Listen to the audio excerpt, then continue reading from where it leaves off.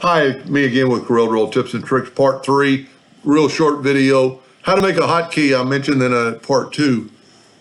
So if we select this item, hold down the shift, select the picture, we have to go up here to intersect and make sure which one it is and then move it over.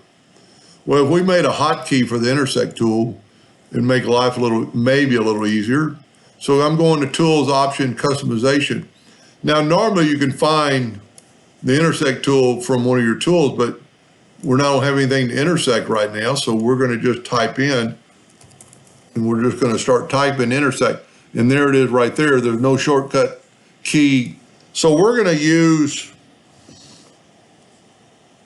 I'm going to use the / and just assign it and then say OK. So now, hold down the shift, / intersect. Second, shift, / it just, to me, it's going to make life, or this particular one isn't that big a deal, but you're not having to take your I and put it way up here. You know, you're just using keys. So, and if you used another one that was on your left hand, you never have to take your mouse apart. And then you have this.